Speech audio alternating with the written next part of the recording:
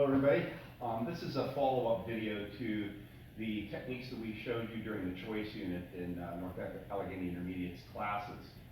So what I want to do is to have Nikki first demonstrate the empty hand techniques that we taught. Then she's going to demonstrate some applications that involve just using those in a striking manner. And then later on I'll demonstrate with another one of my black belts the throwing techniques that we showed you, as well as then Nikki and David will do the self-defensive techniques. So hopefully this will be a review for you so that you can kind of retain this material. And it is certainly our hope that you decide to come to our dojo and visit us and actually learn of this and a lot more. So we'll start with Nikki demonstrating, face front, the empty hand series. So it's parry,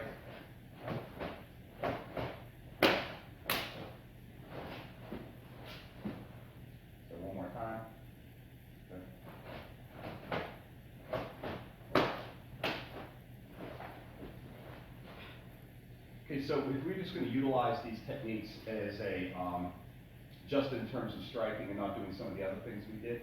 So if I attack Nikki with a straight punch, she can just do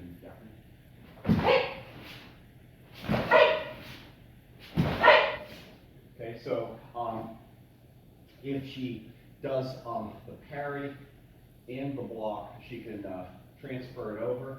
Then we make it.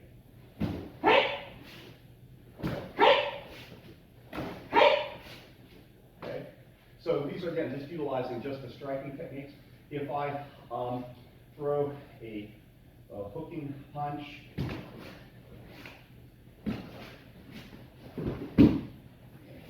maybe you'll see that better from this side.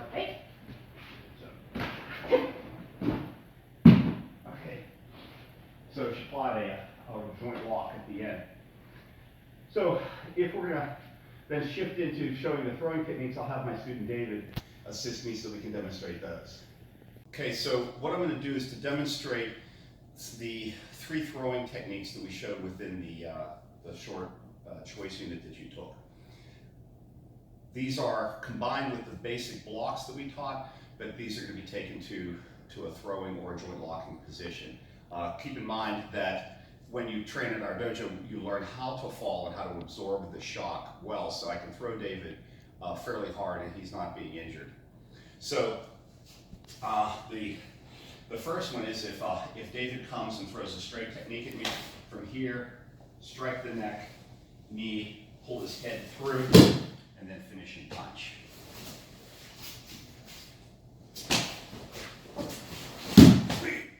Okay, so that would be done a little more quickly. If the other one is a similar attack, but we go a different direction, so it's here, and then throw David this direction. Okay.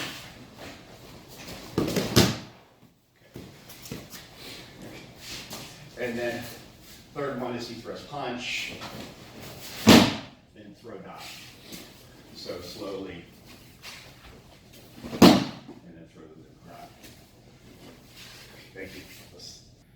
All right, so what we want to demonstrate next are the three defenses we taught for if someone is doing a two-handed choke on you. And they are going to be based on the range or the distance that the person has from you and whether there's space behind you. So the first one we'll demonstrate will be if Nikki's back is not against the wall, but I'm trying to do a two-handed choke to her. So when I grab her, I'll just explain it and you can demonstrate. So when I grab her, the first thing she needs to do is protect her airway by tucking her chin. She's going to trap my hand with her left hand and take a step back, draw me forward, and then elbow me. If I happen to have a long arm, she extends her hand and hits me in the temple. So at a faster pace. Okay.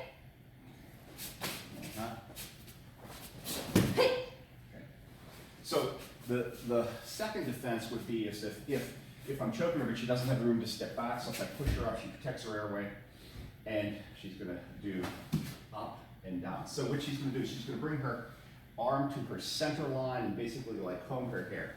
If I'm pushing hard when she does that, and I'm not going to push hard because I don't want to get hit in the face, but the person might fall into this. Otherwise, when she pulls down on this hand, she opens my neck out to a knife hand strike to my neck. So if I'm going to hit again.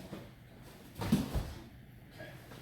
So the third defense would be as if someone is very close to you and they've trapped your arm so that you can't use it in the way that we just had you use it in the last technique.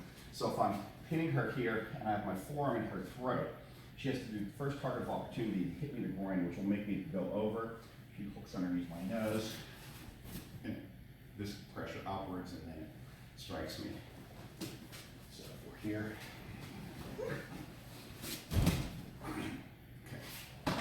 Okay, so those are the three choking techniques that we showed defenses against, and we'll have Nikki demonstrate the additional techniques, self-defensive techniques that we taught with David. Okay, so for the last section of the review that we're doing, we're going to have Nikki demonstrate the assault self-defensive moves that we taught in the last couple days of the choice unit. We'll start off with having David hold Nikki's hair, and so we're going to take one from the front and then one from the back. So if David grabs Nikki's hair from the front, she drops down. So what she's going to do, again, just to review slow motion like detail, she pins his hand to her head, she steps backwards and drops her head low, that drops him down. He may go down to his knees just so that she can just come back up and then use a knee technique. If you turn around and David grabs Nikki from behind, from here, so she's going to get him in a wrist lock and talk about how this would work. David. Great. Okay. So the other defenses we talked about was whether or not someone would try to choke you from behind and drag you backwards. So we'll have David turn around, Nikki. And as you see, she steps behind, blocks his ankle. Maybe one more time. Steps behind, blocks his ankle, and holds on to him so that his balance is disrupted, and then puts her fingers on his eyes so that she can get back up to her feet, because we did talk about that. The other techniques that we talked about were wrist grabbing techniques. So if, we'll just say David does straight grab. So if you do it on the left side so they can see better. So she's going to go against the thumb. Remember, we want to always open up where the opening is. And then cross grab. And then two-handed grab. Just on one, yeah, it's from here. And then grabbing both wrists.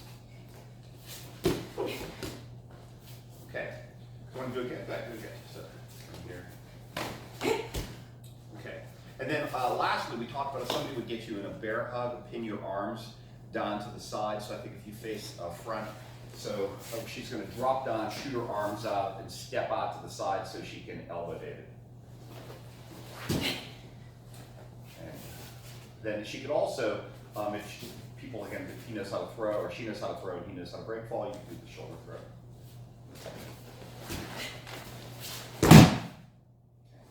All right. Thank you. So thanks. Both of us have really enjoyed the opportunity to meet you and to be able to introduce an art that we have spent a lot of time working on and get a lot of pleasure out of doing. Our hope is that this will be something that you might want to choose to join in on with us. So you're always welcome to our dojo, and if you need any further information, the letter that accompanied these videos that Nikki sent you has a telephone number, and if your parents want to inquire about any details of our training, I mean, they're certainly welcome to give us a call. We'll be glad to help you guys in any way we can to encourage you to begin training. So thank you very much.